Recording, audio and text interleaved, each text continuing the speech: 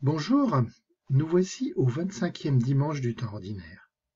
Alors si tu te rappelles, depuis quelques semaines, nous entendons des passages de l'évangile de Matthieu sur l'enseignement de Jésus sur l'Église. Il y a 15 jours, il était question de pardonner à ses frères et de tout faire pour pardonner. La semaine dernière, Jésus insistait encore plus sur le pardon. Il dit à Pierre jusqu'à 70 fois 7 fois, c'est-à-dire sans limite, comme Dieu lui-même nous pardonne sans limite. Cette semaine, nous continuons dans cette découverte de l'Église de Jésus. La question de ce jour, c'est un peu, au fait, qu'est-ce que ça me rapporte d'être disciple de Jésus? Écoute. En ce temps-là, Jésus disait cette parabole à ses disciples. Le royaume des cieux est comparable au maître d'un domaine qui sortit dès le matin afin d'embaucher des ouvriers pour sa vigne. Il se mit d'accord avec eux sur le salaire de la journée, 1 denier, c'est-à-dire 1 pièce d'argent, et il les envoya à sa vigne. Sorti vers 9 heures, il en vit d'autres qui étaient là sur la place sans rien faire. Et à ceux-là, il dit, « Allez à ma vigne vous aussi, et je vous donnerai ce qui est juste. » Ils y allèrent. Il sortit de nouveau vers midi, puis vers 3 heures, et fit de même. Vers 5 heures, il sortit encore, en trouva d'autres qui étaient là et leur dit, « Pourquoi êtes-vous restés là toute la journée, sans rien faire ?» Ils lui répondirent, « Parce que personne ne nous a embauchés. » Il leur dit, « Allez à ma vigne, vous aussi. » Alors tu vois, Jésus, comme ça arrive souvent, enseigne avec une parabole, c'est-à-dire une petite histoire qui est faite pour nous faire réfléchir. Il nous dit dès le départ que le royaume des cieux est comparable au maître du domaine. Ça veut donc dire que dans cette histoire, il faut faire très attention à ce que fait ce propriétaire, à ce qu'il dit, car ce propriétaire, ce maître du domaine de la vigne, il est l'image du royaume des cieux. Alors première chose, ce maître, il fait quoi? Il embauche. Première leçon, le maître ne peut pas faire tout seul. Il a besoin d'ouvriers. Le royaume de Dieu ne se construit pas tout seul. Dieu a besoin d'ouvriers, c'est-à-dire qu'il a besoin de chacun d'entre nous.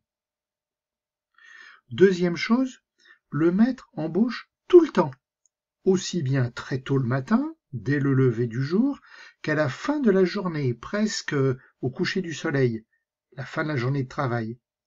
Il n'y a pas d'heure pour devenir disciple. Ça dépend de chacun d'entre nous. Pour certains, nous répondons très tôt à Dieu, dès notre enfance. Pour d'autres, nous avons besoin de plus de temps.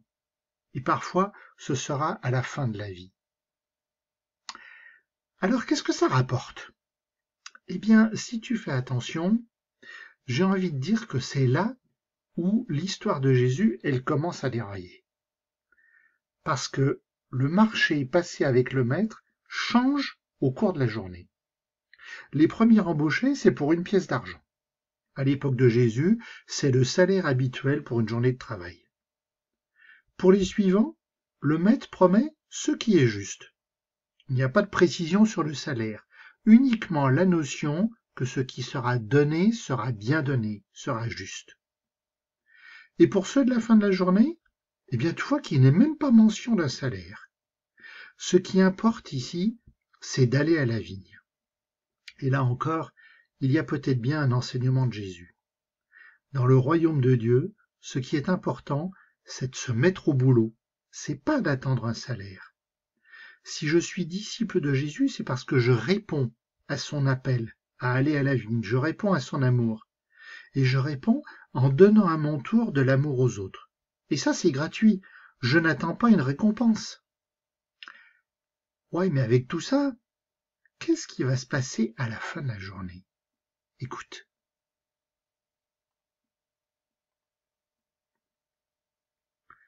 Le soir venu, le maître de la vigne dit à son intendant, « Appelle les ouvriers et distribue le salaire en commençant par les derniers pour finir par les premiers. » Ceux qui avaient commencé à 5 heures s'avancèrent et reçurent chacun 1 pièce d'1 denier. Quand vint le tour des premiers, ils pensaient recevoir davantage, mais ils reçurent eux aussi chacun 1 pièce d'1 denier. En la recevant, il récriminait contre le maître du domaine. Ceux-là, les derniers devenus, n'ont fait qu'1 heure, et tu les traites à l'égal de nous, qui avons enduré le poids du jour et de la chaleur? Mais le maître répondit à l'un d'entre eux, Mon ami, je ne suis pas injuste envers toi.